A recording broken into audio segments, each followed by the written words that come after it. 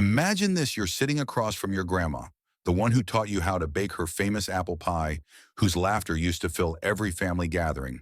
But today, something's off. Her plate sits untouched, her fork barely lifted. She smiles weakly and says, "I'm just not hungry, sweetheart." You nod, thinking it's just a bad day.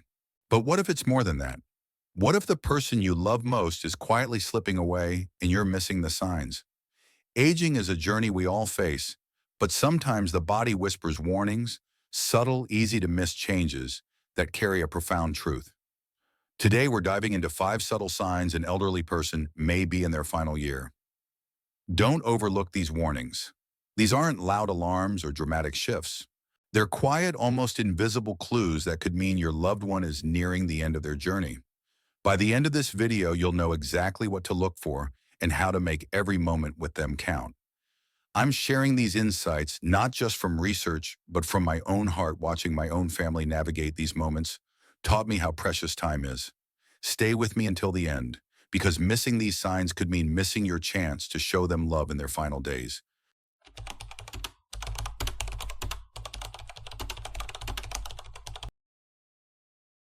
Have you ever noticed your elderly loved one, like your dad, your aunt, or maybe a close neighbor, pushing their plate away, barely touching their meal?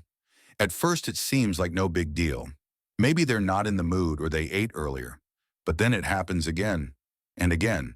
Their once hearty appetite dwindles, and the foods they used to love, think Sunday pot roast or warm oatmeal with brown sugar, sit untouched. You might hear them say, "Food just doesn't taste right anymore. I'm not that hungry."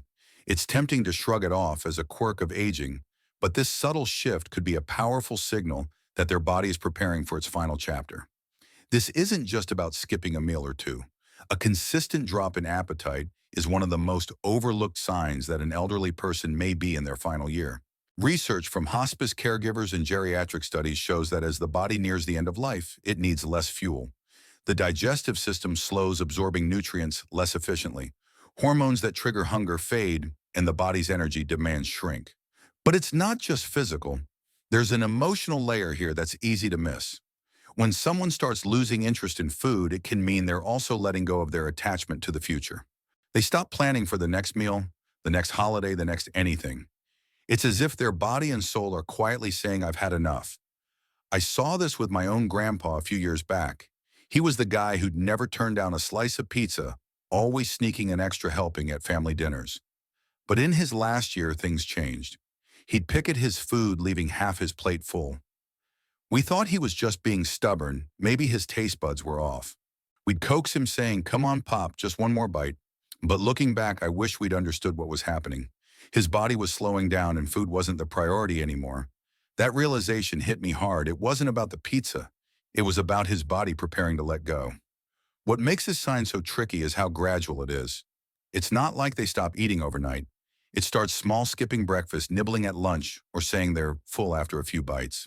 Over time, you might notice physical changes: a shirt that hangs a little looser, a face that looks thinner, or a belt notched tighter. These aren't dramatic drops in weight, but they're enough to catch your eye if you're paying attention. The heartbreak comes when families misread this. They might think their loved one is just picky, or that a new recipe will fix it. They push, they plead, sometimes even argue, hoping to spark that old appetite. But pushing can add stress to an already fragile moment. Here's where the original approach to this topic could have been stronger. It didn't dive deep enough into why families miss this sign, or how to handle the guilt that comes with it. If you're seeing this in someone you love, it's easy to feel like you're failing them. You might wonder, why didn't I notice sooner? Or what if I'd cooked something better? But guilt doesn't help them, and it doesn't help you. Instead, shift your focus to presence. Stop trying to fix their appetite and start creating moments of comfort. Offer small portions of their favorite foods, a spoonful of mashed potatoes, a bite of pie, without pressure. Sometimes it's not about the food at all. It's about sitting together, sharing a story, or just holding their hand while they rest. If you're noticing this sign, try this. Make mealtime a ritual of connection, not a battle. Maybe play soft music they love, like Frank Sinatra or Ella Fitzgerald, to set a calm mood. Share a memory about a meal you had together, like that time your mom burned the Thanksgiving turkey, but everyone laughed anyway. These gestures show love without forcing them to eat. And if they do take a bite, celebrate it quietly, not as a victory, but as a shared moment. This approach keeps them feeling cared for, not judged. Let's pause for a second. If you've seen this happen with someone you love, maybe your parent, grandparent, or even a friend, drop a yes in the comments. It's a small way to connect with others who get it, and trust me, you're not alone. Recognizing this sign isn't about changing what's happening. It's about showing up for them in a way that matters. We've got 4 more signs to cover, each one a chance to deepen your connection with your loved one. Stick with me because the next sign is even harder to spot, but it carries a truth you can't ignore.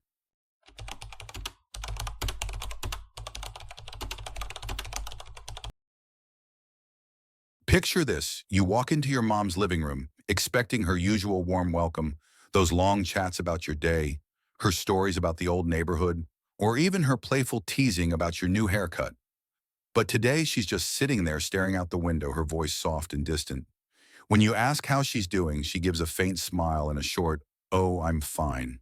The spark that used to light up her eyes seems dimmer, and the room feels emptier, even with her right there. At first you think she's just tired or maybe lost in thought. But what if this quietness is more than a mood? What if it's a sign that your loved one is slowly stepping back from the world? Welcome back to 5. Subtle signs an elderly person may be in their final year. Don't overlook these warnings. Today we're diving into the second sign, one that's so easy to miss, but carries a deep emotional truth. This second sign isn't about physical changes. It's about a gradual withdrawal from conversations, social connections, and the everyday moments that used to matter. Maybe your dad, who loved debating politics over coffee, now just nods when you bring up the news. Or your aunt, who used to call every Sunday to check in, barely picks up the phone anymore. It's not that they're angry or upset.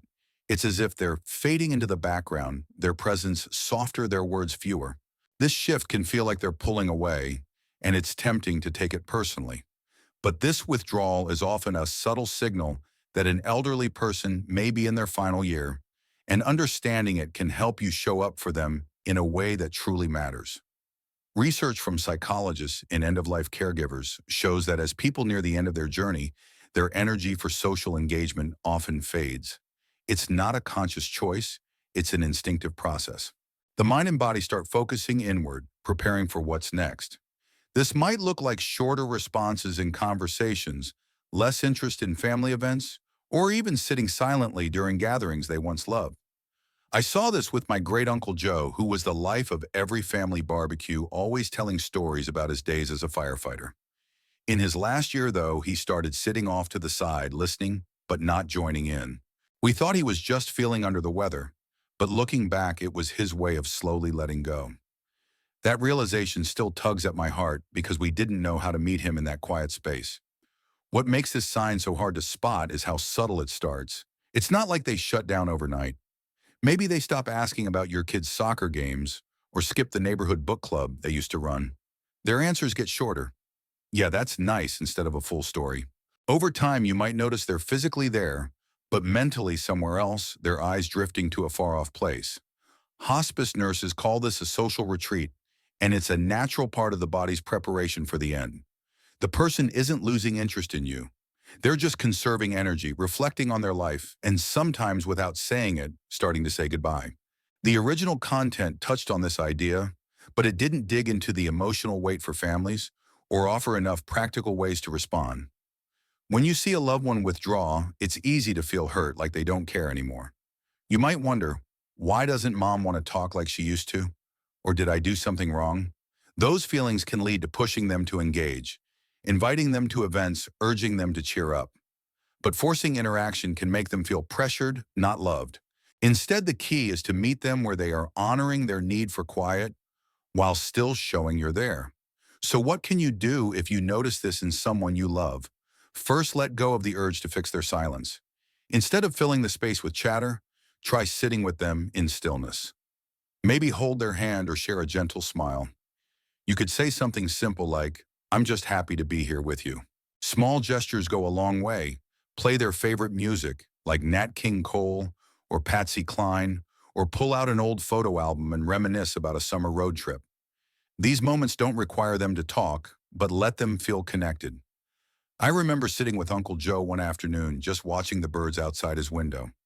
I didn't push him to speak, but I told him about a fire truck I saw that reminded me of his stories. He didn't say much, but his smile told me he felt seen. Another tip, pay attention to their cues. If they do share a memory or a thought, listen deeply even if it's brief. Sometimes these moments are their way of tying up loose ends, sharing wisdom, or saying what's on their heart. And if they're reluctant to join big family events, don't take it personally. Try smaller low-pressure visits, a cup of tea together, a short drive to see the fall leaves. These acts show love without overwhelming them. The goal isn't to bring back the person they were. It's to cherish who they are now in this sacred fleeting time. One thing the original content didn't emphasize enough is how this withdrawal can feel like a gift if you approach it right. It's a chance to slow down, to be present in a way our busy lives often don't allow. When my uncle started pulling back, I began to see those quiet moments as a call to listen more closely, not just to his words, but to his heart. It taught me that love doesn't always need noise. Sometimes it's in the stillness. If you're seeing this sign in someone you love, take a deep breath and know you're not alone. Drop a yes in the comments if you've noticed a loved one growing quieter, because sharing your story can help others feel less alone. We've covered 2 signs so far, but there are 3 more to go, each one a chance to deepen your connection with your loved one. Stick with me because the next sign is one that creeps up so slowly you might not realize it's happening until it's undeniable. Keep watching because these moments are too precious to miss.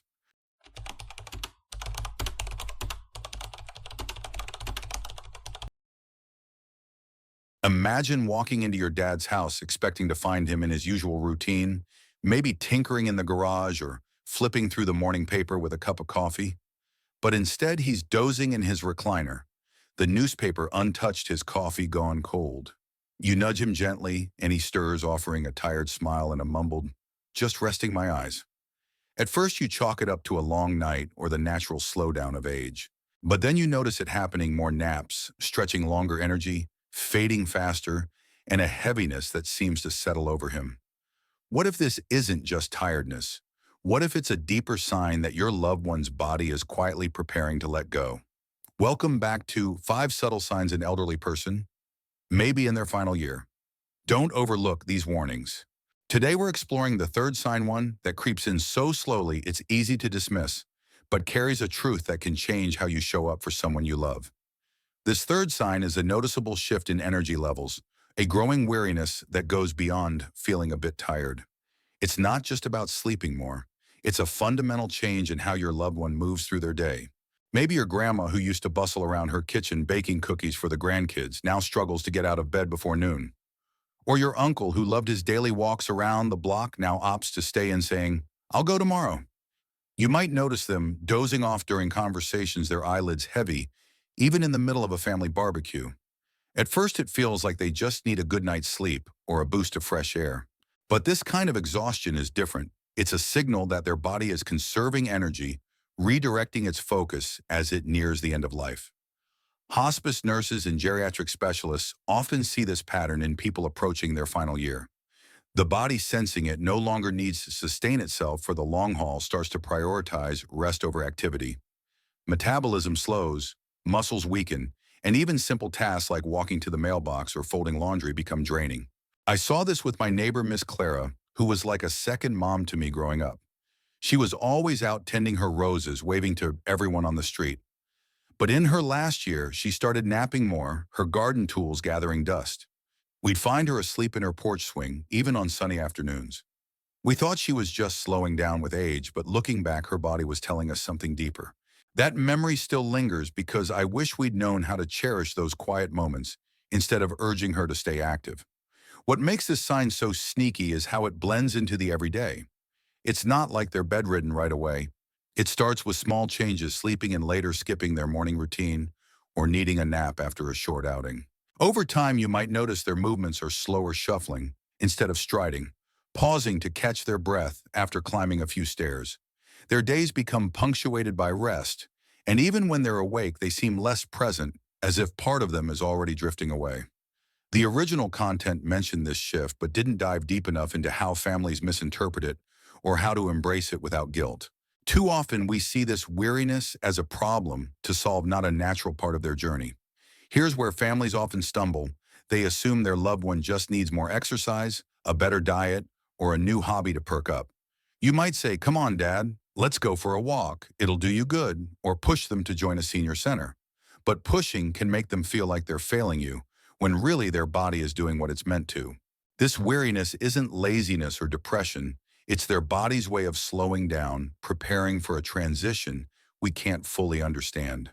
And if you're feeling guilty for not noticing sooner or frustrated that they're giving up, you're not alone.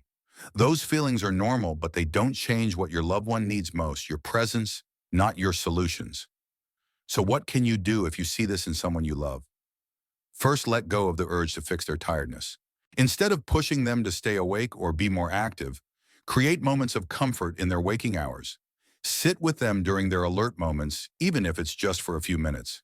Maybe read a short story aloud, something light like a favorite poem or a chapter from a book they love, like To Kill a Mockingbird.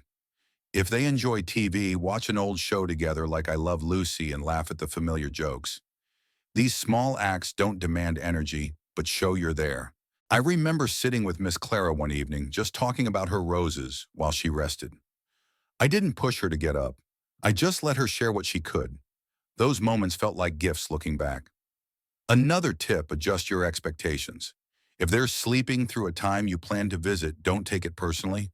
Try shorter, more frequent visits instead, a quick drop by with a warm drink or a favorite snack like an oatmeal cookie.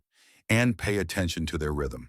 If they're most awake in the morning, plan your time together then.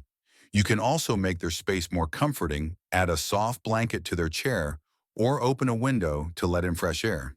These gestures honor their need for rest while keeping them connected to you. The goal isn't to fight their fatigue, but to make every moment they're awake feel loved and safe. One thing the original content didn't highlight enough is how this weariness can teach us to slow down too. In our fast-paced world, we're so used to rushing, but these moments with a loved one ask us to pause. Sitting with Miss Clara taught me that love doesn't need a packed schedule. It thrives in the quiet, in the simple act of being there. If you're seeing this sign in someone you love, take a moment to reflect. Have you noticed them sleeping more, moving slower, or seeming less engaged? Drop a yes in the comments if this resonates, because sharing your experience can help others feel less alone. We've covered 3 signs so far, each one a chance to show up for your loved one in a new way. Stick with me, because the next sign is one that feels almost like a gift, but it comes with a truth that's hard to face. Keep watching, because these moments are too important to miss.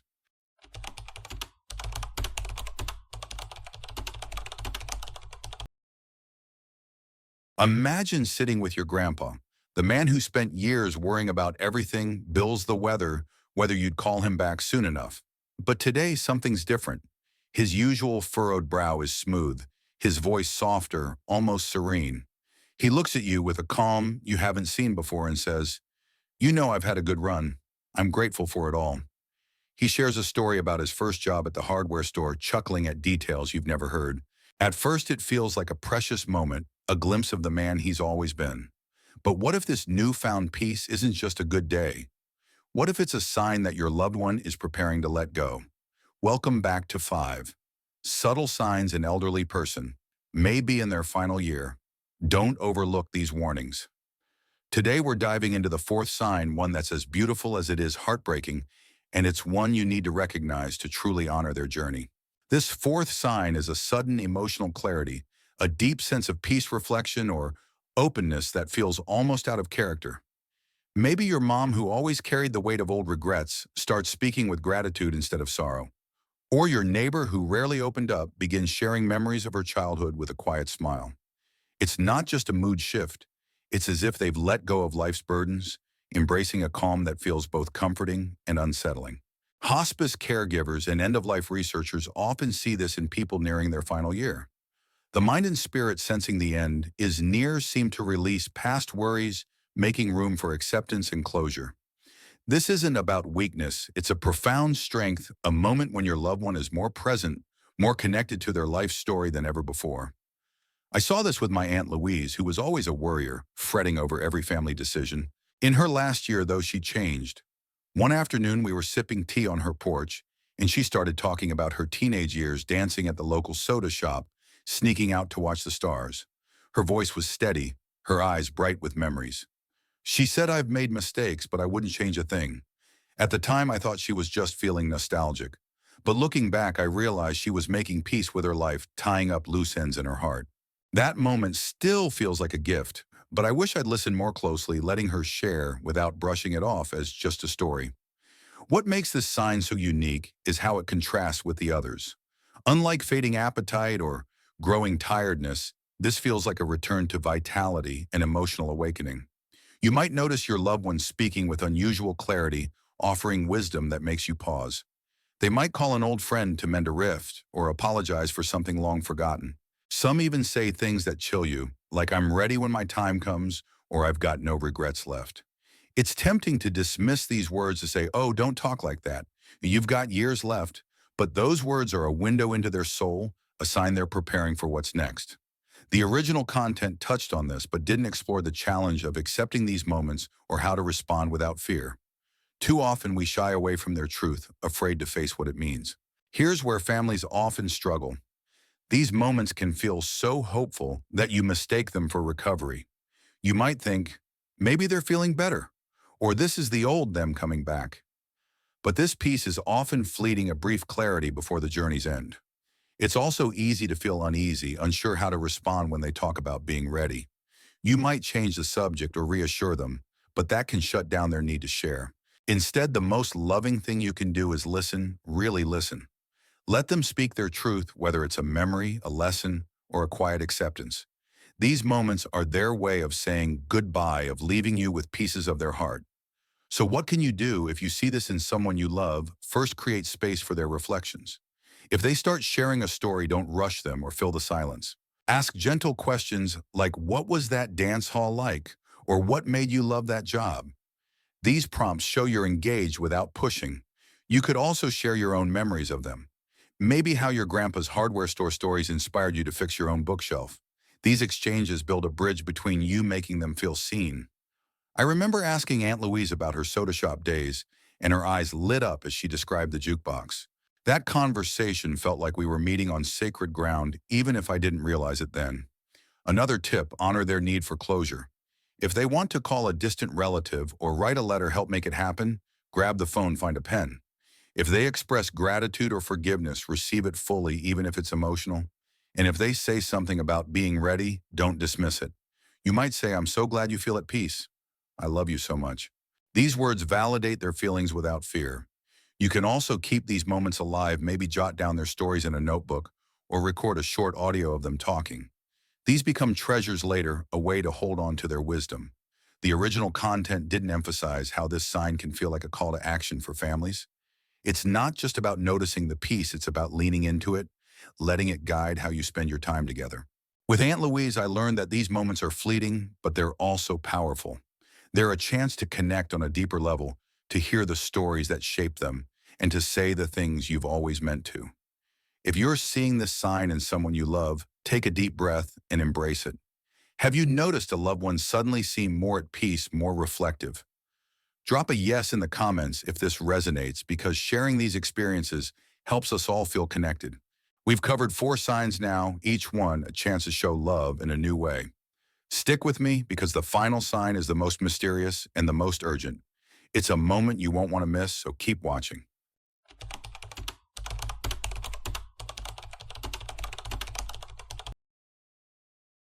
Picture this: your mom has been fading for months, her appetite gone, her conversations brief, her days filled with long naps.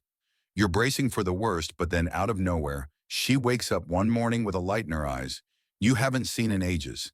She's sitting up in bed asking for her favorite blueberry muffin, chatting about the time she took you to the county fair as a kid. She laughs, her voice strong, and for a moment it's like the old her is back. You feel a rush of hope, maybe she's turning a corner. But what if this burst of energy isn't a sign of recovery? What if it's a final, fleeting gift, a chance to say goodbye? Welcome back to 5 Subtle Signs an Elderly Person may be in their final year. Don't overlook these warnings. Today we're exploring the 5th and final sign, the most mysterious and urgent of all, and wrapping up with a lesson to carry forward. This fifth sign is what hospice nurses call the last surge or rally, a sudden, unexpected burst of energy and clarity in someone who's been declining. It might last a few hours, sometimes a full day, and it feels like a miracle. Your loved one might eat a full meal, share stories with a spark, or even get up to walk around something they haven't done in weeks. Their eyes are brighter, their smile wider, and they seem more present than they've been in months. But here's the heart-wrenching truth. This surge often comes just before a rapid decline, sometimes leading to their passing within days. Doctors don't fully understand why it happens, but many believe it's the body's final effort to connect, to offer closure, to leave loved ones with one last memory. I saw this with my cousin's dad, Mr. Henry, who was like an uncle to me. He'd been weak for months, barely eating, mostly sleeping. But one Saturday, he woke up full of life. He asked for his old jazz records, played Ella Fitzgerald, and told us stories about dancing with his wife at their wedding. We were thrilled, thinking he was getting better. We laughed, took photos, soaked it all in. But 2 days later, he slipped away quietly. Looking back, that day was his goodbye, a gift we didn't realize we were receiving. It's a memory I hold tight, but I wish we'd known to cherish it even more, to stay close and listen to every word. What makes this sign so powerful is how deceptive it is. It's easy to misread as recovery, to start planning for more time.